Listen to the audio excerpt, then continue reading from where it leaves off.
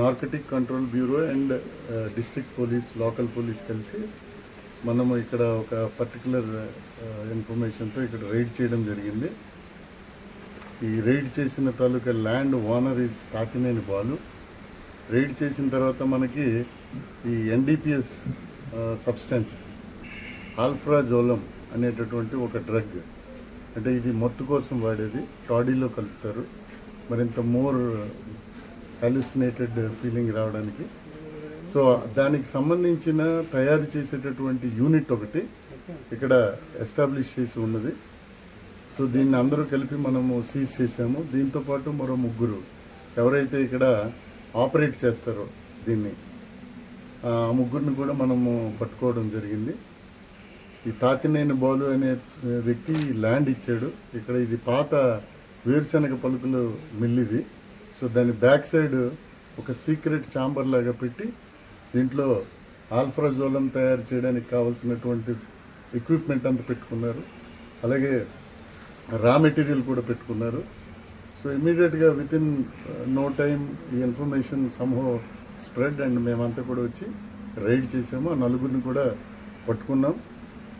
So ఇది చాలా కొత్త ఫినామినా ఈ ప్రాంతంకి. కాబట్టి ఇది ఎక్కడి వరకు ఉంది, they will be very tough. బేసిక్గా ఇలాంటి కేంద్రాలు ఎక్కడెక్కడ రన్ చేసినా సరే లీగల్గా కూడా చాలా గట్టి చట్టాలు చేయబడ్డాయి. కాబట్టి వీళ్ళందరి మీద అరెస్ట్ చేసి ఆ చట్టాలన్నీ ఫిక్స్ చేస్తాము. ఫర్దర్గా రానున్న రోజుల్లో కూడా ఎన్సీబీ తోటి కలిసి జాయింట్ ఆపరేషన్స్ ఈ ఏరియాలో ఇలాంటి పామ్ ఆయిల్ ఫామ్ హౌస్లు కానీ వీటిలో ఉండే అవకాశం ఉంటుంది ఏమో అని చెప్పి we will drive. Area domination పార్టీలు పెడతాము. పెట్టి ఎవరెవరైతే ఇలాంటి అసాంఘిక కార్యక్రమాలు చేపడుతున్నారో వాళ్ళ మీద సీరియస్ యాక్షన్ తీసుకుంటాం. సో ఇది మొట్టమొదటిసారి నల్లజర్లలో, ఇది ఈ బార్డర్ ఏరియాలో టాడీ అంతా కూడా మనకి తెలంగాణ ప్రాంతంలో ఉంటుంది. సో ఈ పౌడర్ ఆల్ఫ్రాజోలం దీన్ని తయారు చేసింది అక్కడ సప్లై చేయడానికి అని తెలిసింది. కాబట్టి ఇన్వెస్టిగేషన్లో ఫర్దర్గా కూడా ఎక్కడెక్కడ లింక్స్ ఉన్నాయి ఏమున్నాయి కూడా ఎస్టాబ్లిష్ చేసి వారందరి మీద తీవ్రమైన చర్యలు తీసుకుంటాం.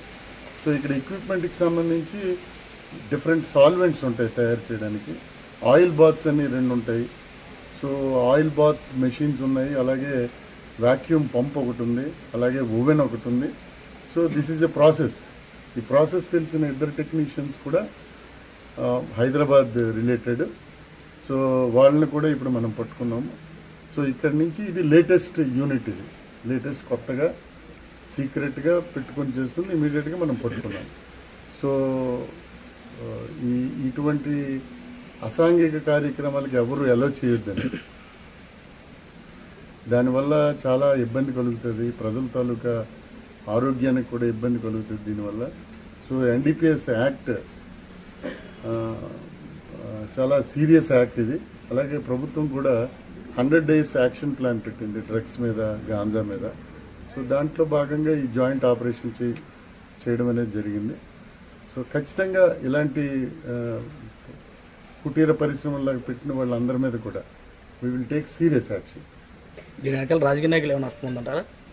అలాగే ఏం లేదండి, అలాగేం లేదు. అంటే ఎన్నాళ్ళ నుంచి సాగుతుంది తెలియదండి. ఏమండి ఈ ప్రాక్టీస్ ఎన్నాళ్ళ నుంచి? ఇది లేటెస్ట్ ఎక్విప్మెంట్ అండి. ఇప్పుడు ఎక్విప్మెంట్ కూడా చూస్తే ఇది చాలా ఫ్రెష్ ఎక్విప్మెంట్ లాగా మనకు కనిపిస్తుంది. వాళ్ళు కూడా ఈ ఎన్సీబీ వాళ్ళు కూడా they fell the same thing. ఇది న్యూ ఎక్విప్మెంట్. వీళ్ళందరూ కూడా ఇక్కడ ఐసోలేటెడ్ ప్లేస్ అని, ఇతను కూడా అప్పుల్లో ఉన్నాడు.